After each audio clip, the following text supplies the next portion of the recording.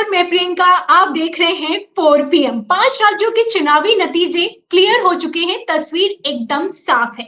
इसके बाद भी आप जैसा कि जानते हैं कि भारतीय जनता पार्टी की बल्ले बल्ले है, कांग्रेस एक राज्य में अपनी सरकार बना पाई है।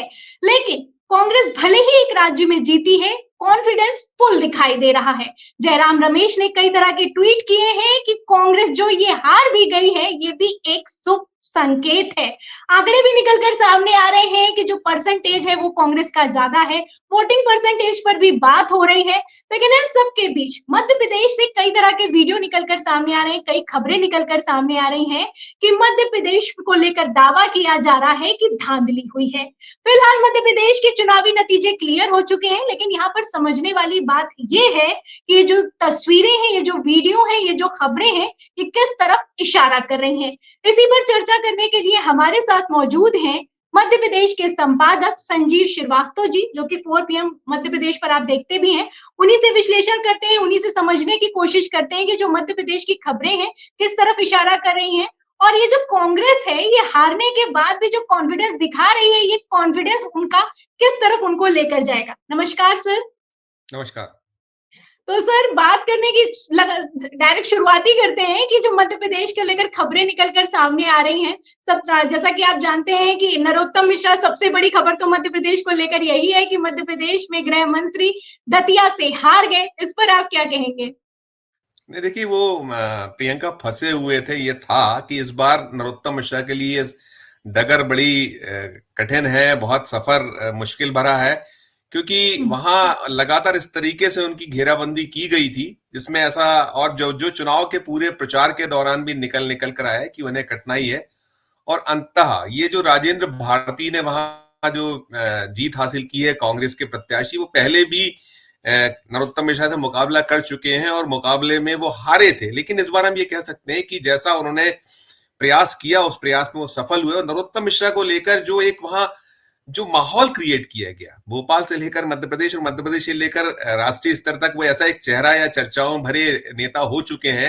जब वो के लिए जाने जाते हैं, बड़भोलेपन बिल्कुल के बिल्कुल बिल्कुल बिल्कुल वो मध्य प्रदेश सरकार के प्रवक्ता भी रहे, गृह मंत्री और अनेक उनके विभाग रहे। वो पिछले 30 साल से विधायक वो रहे हैं। और उसके अलावा अभी जब 20 साल से बीजेपी सत्ता में है, अगर वो 15 महीने कमलनाथ के छोड़ दिए जाए, तो जब जब सरकार रही बीजेपी की, तब तब उन्हें मौका मिला सरकार में रहने का। तो एक उनके खिलाफ ऐसी स्थिति पैदा हो गई थी कि एक माहौल क्रिएट था। वो माहौल में वो जैसा और भी करीब दर्जन भर मंत्री हैं जो चुनाव हारे, लेकिन नरोत्तम मिश्रा के चुनाव हारने पर जरूर थोड़ा सा विस्मय हुआ। ऐसा माना जा रहा था कि येन केन पकारे ने अंततः चुनाव निकाल लेंगे। तो एक दर्जन जो मंत्री चुनाव हारे हैं, और चूंकि 163 का जबरदस्त एक बहुमत मिला है बीजेपी को, तो ऐसे में नरोत्तम मिश्रा की हार उनके अपने जो समर्थक हैं या जो उनको चाहने वाले, उन्हें तो रास नहीं आई और गले नहीं उतर पा रही है। प्रियंका, ये हार की अगर बात हो रही है सर, तो ये जो हुकुम सिंह कराड़ा शाहजहांपुरा से हार गए हैं, और ये 22 मतों से सिर्फ हार गए हैं।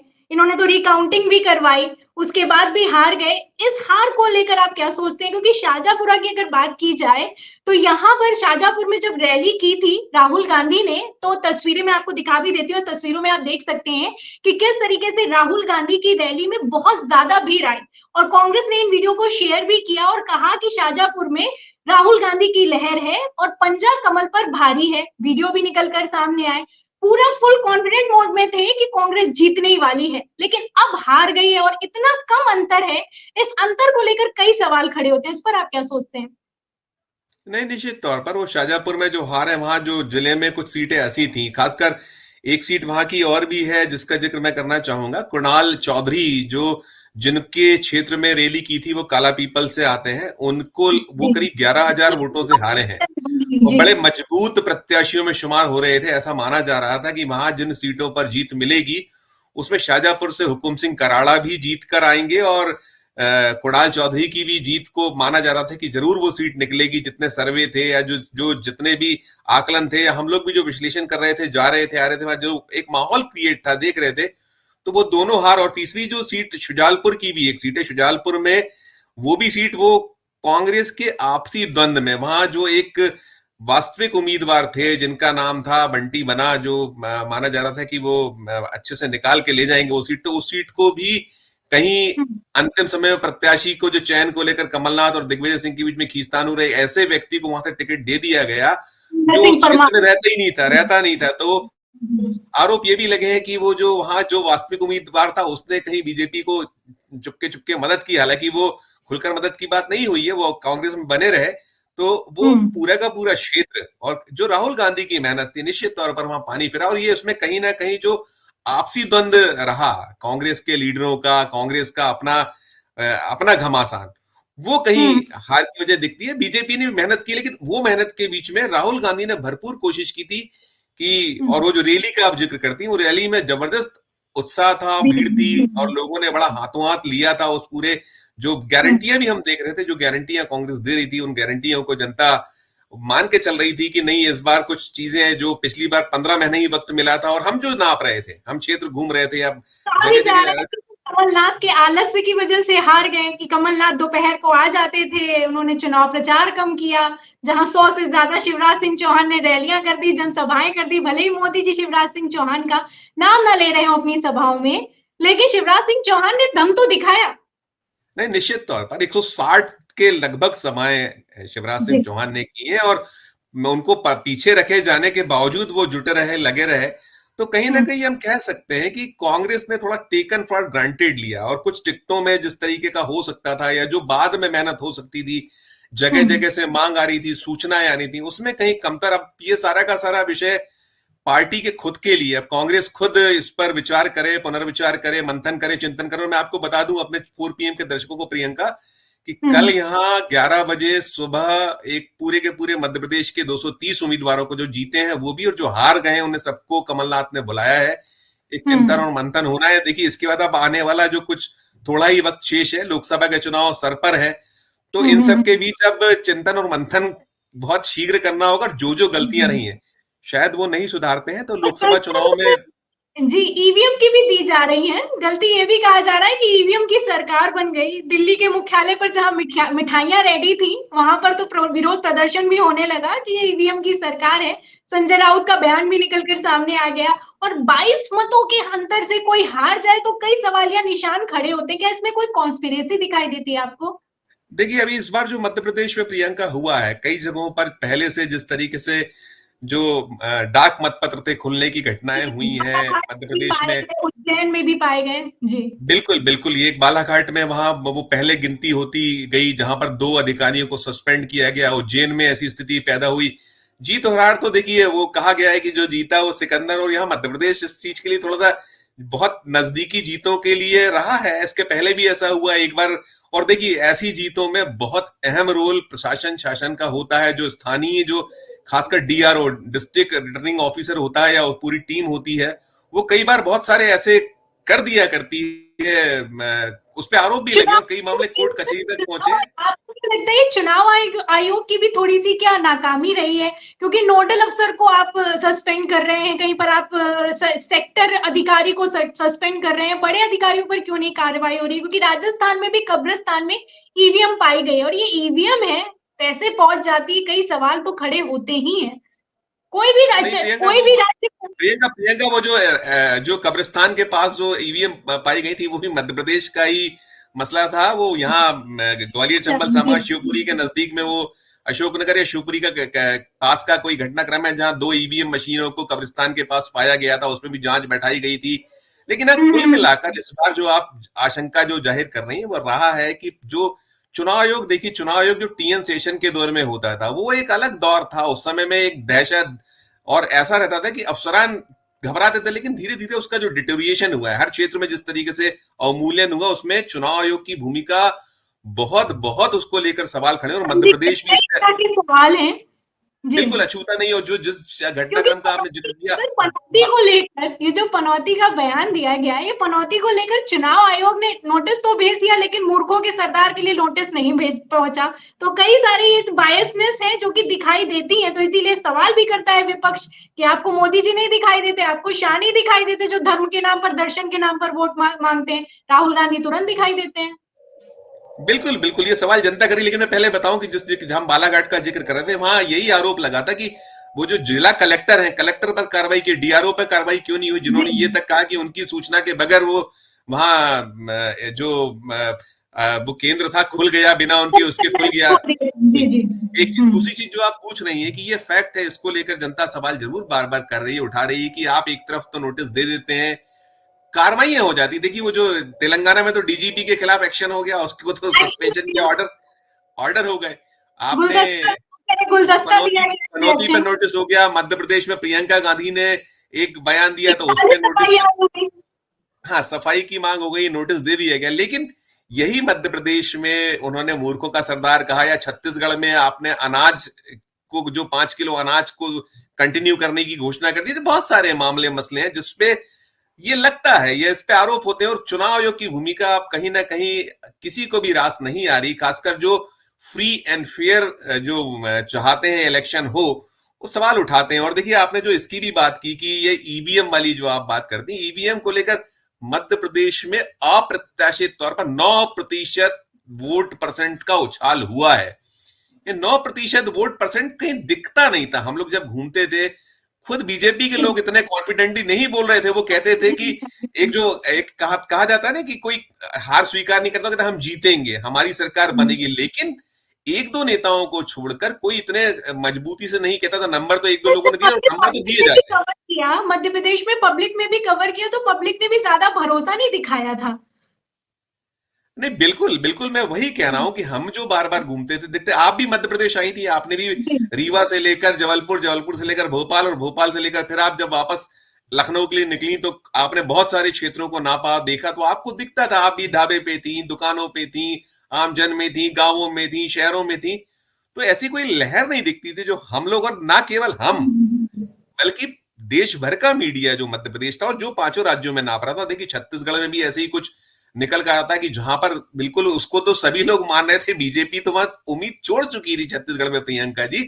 राजस्थान में नेक एंड नेक हम मान रहे थे कि होगा, लेकिन जिस तरीके से बिहेव रहा है, तो अब इस तरीके के सवाल उठेंगे। और देखिए अब ईवीएम को दोष भले दिया जाए, को अगर आपने परसेंटेज की बात छेड़ी है, तो परसेंटेज को लेकर जयराम रमेश ने एक ट्वीट किया है जिसने बिल्कुल बवाल खड़ा कर दिया। वो ट्वीट मैं एक बार पढ़ के अपने दर्शकों को सुना देती हूँ।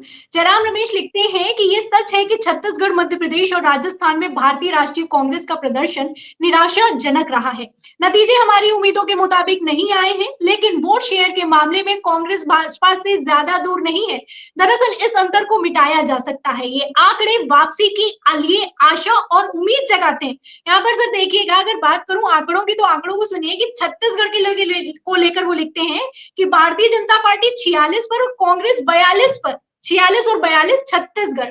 मध्य प्रदेश में 48 और 40 लिखा हुआ है, यानी 48 पर बीजेपी है और कांग्रेस 40 पर है। राजस्थान में बीजेपी 41 पर है और कांग्रेस 39 पर। सिर्फ दो नंबर का अंतर है इसमें। और इसी के साथ वो लिखते हैं कि जुड़ेगा भारत, जीतेगा इंडिया।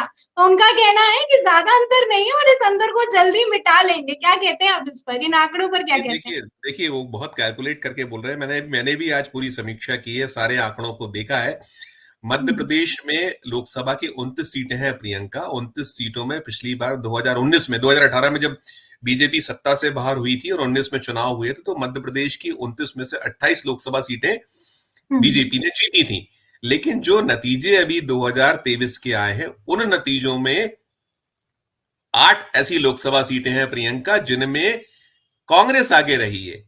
कांग्रेस का मतलब आगे रहने से तात्पर्य, कुल एक में तो उसने क्लियर कट स्वीप किया है। छिंदवाड़ा में जो उसके पास पहले थी, वो 7 में से 7 विधानसभा सीटें जीती हैं। पर 4 ऐसी सीटें हैं जहां पर बढ़त कांग्रेस की रही है, और 3 ऐसी सीटें हैं मध्य प्रदेश में वो जिनमें भिंड, मुरैना और बालाघाट, ये तीनों सीटें। मुरैना से जो केंद्रीय मंत्री नरेंद्र सिंह तोमर वहां से सांसद हैं और केंद्र में मंत्री हैं, उस सीट पर 4-4 पर छूटा है मुकाबला। यानी कि जो मुरैना लोकसभा की 8 सीटें कुल होती हैं विधानसभा की, उसमें से 4 बीजेपी जीती है और 4 कांग्रेस जीती है। ऐसे ही बालाघाट में भी 4-4 की स्थिति रही है। और फाइट रही है आपके मुताबिक कई सीटों। ये तो देखिए ये द्योतक है कहीं ना कहीं कि 2024 बीजेपी के लिए इतना आसान कम से कम मध्य प्रदेश में नहीं होने वाला है। यदि वो 29 में से 28 सीटें 2019 में जीती थी, तो इस बार अभी से दिख रहा है कि करीब 7 सीटों पर, मतलब 4 में तो एक छिंदवाड़ा पूरी तरह से हारी है, 7 में से 7। 4 में वो हारी है, मतलब पीछे रही है, ज्यादा संख्या रही है कांग्रेस की, और 3 में मुकाबला बराबर भी छोड़ा, 17 सीटें ऐसी हैं, 17 में भी कई विधानसभा क्षेत्र हैं जिसमें वो हारी है। जबकि अगर हम 2019 को देखें तो 2019 में 230 में से 206 सीटें बीजेपी ने निकाली थी। जो हम 29 लोकसभा के अगर विधानसभा वार देखें तो 24 ही विधानसभा क्षेत्र ऐसे रहे थे जहां पर वो जीत पाई थी। लेकिन अभी ये जो 2023 के नतीजे वो दिखला रहे हैं कि 2024 किसी भी सूरत में आसान नहीं बीजेपी आसान नहीं होगा। आखिरी सवाल लेती हूँ सर आपसे। आप पूरा, वैसे तो भाजपा काफी खुश है, नेता भी खुश हैं, वीडियो पर वीडियो शेयर हो रहे हैं, मोदी जी कहीं राम बनाए जा रहे हैं, कहीं पर शिवराज सिंह चौहान हनुमान बनाए जा रहे हैं। आपको क्या लगता है, पूरा लब्बो लिबाब में आपको क्या लगता है कि मध्य प्रदेश कांग्रेस क्यों हार गई, और अगर दूसरी तरफ से पूछें बीजेपी कैसे जीत गई? देखिए ये प्रियंका, ये तो अभी बहुत इस पे मंथन और चिंतन हमें भी पूरा का पूरा इसमें करना है, एनालाइज करना है कि हम बाजू बार बार देख रहे थे, निकल कर रहा था कि अच्छे टिकट बांटे, बहुत लंबे अरसे बाद दिख रहा था। और जो मैदानी जो स्थितियां दिख रही थी उसमें लग रहा था कि कांग्रेस ने अपने आप को इस तरीके से किया है कि, और फिर साथ साथ जो बहुत सारी ऐसे फैक्टर्स थे, चाहे वो महंगाई हो, चाहे बेरोजगारी हो या भ्रष्टाचार हो, इन इश्यूज पर जनता बात कर रही थी, नंबर एक।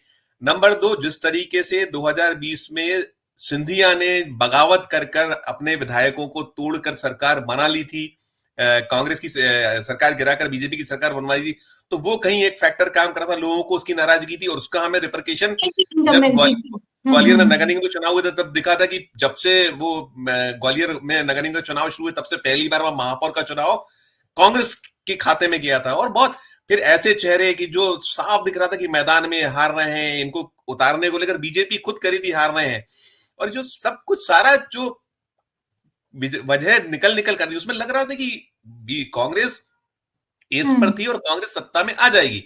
लेकिन जो उलटफेर इस कदर हुआ है, ऐसा उलटफेर वो अभी सूझ और समझ में नहीं पड़ा। और हम वही कह रहे हैं कि हमसे कौन सा ऐसी चीज छूटी है, चूंकि मैं कह रहा हूं कि आप भी यहाँ थी, आपने भी उस पत्रकार के नजरिए से निगाह से देखा था, हम वो योगेंद्र यादव जी को देखा था, या हमने वो जो आज तक का जो सर्वे आया उस सर्वे को जो मीडिया तक ने, नेशनल मीडिया ने जी जैसे तक के लाइव सर्वे है, उसमें कांग्रेस की सरकार बनी, लाइव सर्वे जिसमें लोगों ने सवाल किए, लाइव सर्वे नहीं, हम तो कह रहे हैं जो जिस एक्सेस वाला जो आज तक और एक्सेस का है वो सर्वे है, और जिसमें राजदीप सरदेसाई जी मध्य प्रदेश घूम रहे थे, वो भी देख देख के जो उनकी हम रिपोर्ट्स देख रहे थे, तो हमें लग रहा था कि हम जो सवाल कर रहे थे वही सवाल जनता वैसे ही जवाब दे रही थी। फिर जनता ने ऐसा क्या हो गया कि वो जो बदलाव और तमाम बात करी थी, वो कैसे उसका मन आखिरी समय में, हम एक हफ्ते 5 दिन 4 दिन पहले तक थे, राजदीप सरदेसाई यही थे 4 दिन पहले तक, उनकी हमने रिपोर्ट्स देखी, वो रिपोर्ट्स भी वही कहानी कर दी जो हम पा रहे थे, हम देख रहे थे, पूरा देश का मीडिया देख रहा था।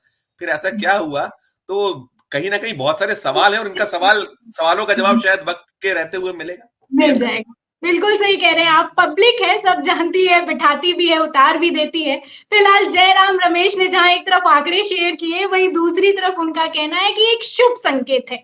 अब शुभ संकेत क्यों है, मैं आपसे विदा लेते लेते जयराम रमेश जी का ट्वीट पढ़ देती हूँ।